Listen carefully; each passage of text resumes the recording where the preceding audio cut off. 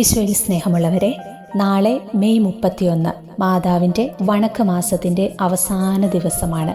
May മാസം മുഴുവനും പരിശുദ്ധ മാതാവിൻ്റെ വണക്കത്തിനായി പ്രത്യേകം മാറ്റിവെച്ചിട്ടുള്ള ഒരു മാസമാണ്. നാളെ നമ്മളെല്ലാവരും വീടുകളിൽ മെയ് മാസ റാണിയുടെ വണക്കത്തിനായി മാതാവിൻ്റെ രൂപം പൂക്കളാൽ അലങ്കരിക്കുകയും പൂമാല ചാർത്തുകയും മെഴുകുതിരികൾ കത്തിച്ച് കുടുംബം ഒന്നിച്ചിരുന്ന് സന്ധ്യാനേരം ജപമാല ചൊല്ലി പ്രാർത്ഥിക്കേണ്ടതും ആഘോഷമായി വണക്കമാസ പ്രാർത്ഥന ചൊല്ലേണ്ടതുമാണ്. പണ്ട് കാലത്തൊക്കെ ഇത് വലിയ ആഘോഷത്തോടെയാണ് കുടുംബങ്ങളിൽ നടത്തിയിരുന്നത്.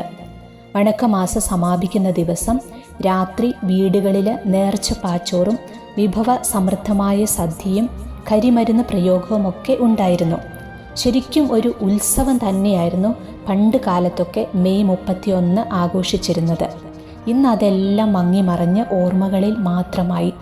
പരിശുദ്ധ മാതാവിനോടുള്ള ഈ വണക്കം കുടുംബങ്ങളിൽ ഐശ്വര്യവും സമൃദ്ധിയും സ്നേഹവും സമാധാനവും കൊണ്ടുവരുമെന്ന് പണ്ടത്തെ നമ്മുടെ വല്യപ്പച്ചന്മാരും വല്യമ്മച്ചിമാരുമൊക്കെ അത് വിശ്വസിച്ചിരുന്നു.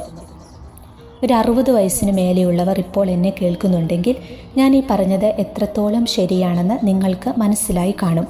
നിങ്ങളുടെയൊക്കെ കുട്ടിക്കാലത്തെ മെയ് മാസ ആചരണം ഇങ്ങനെയൊക്കെ ആയിരുന്നു കാണും അല്ലേ?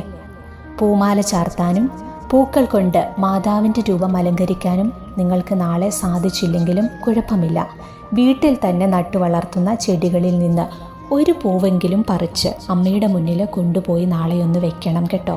ഇതൊക്കെ നമുക്ക് പരിശുദ്ധ അമ്മയോടുള്ള സ്നേഹത്തിൻ്റെ ഒരു സൂചന മാത്രമാണ്.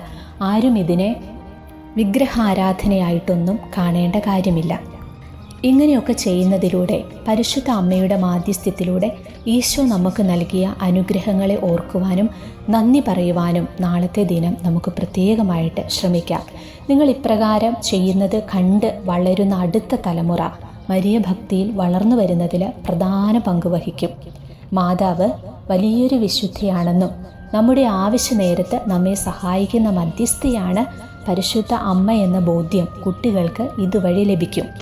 മാതാപിതാക്കൾ പ്രാർത്ഥിക്കുന്നത് കണ്ടുവേണം മക്കൾ വളർന്നു വരാൻ. ജപമാല ചൊല്ലി പ്രാർത്ഥിക്കാൻ നമ്മൾ മക്കളെ പ്രോത്സാഹിപ്പിക്കണം. പരിശുദ്ധ അമ്മ നിരവധി സ്ഥലങ്ങളിൽ പ്രത്യക്ഷപ്പെട്ടപ്പോൾ ആവർത്തിച്ചു പറഞ്ഞ ഒരു കാര്യമുണ്ട്: നിങ്ങൾ ജപമാല ചൊല്ലി പ്രാർത്ഥിക്കൂ. നിങ്ങളുടെ കുട്ടികളെ ഈ പ്രാർത്ഥന നിങ്ങൾ പഠിപ്പിക്കൂ എന്നാണ് അമ്മ പറഞ്ഞത്.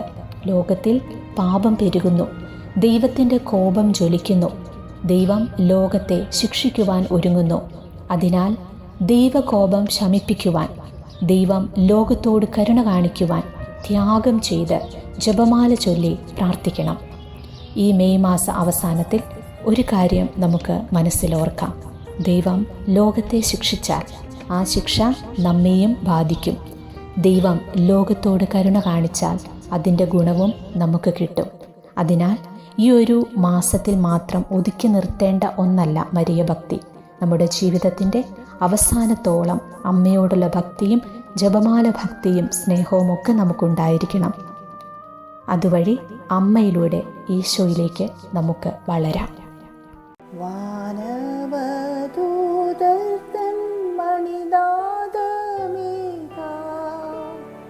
കേൾക്കുന്നു പാടിടാം മേരി തൻ സ്തോത്രം.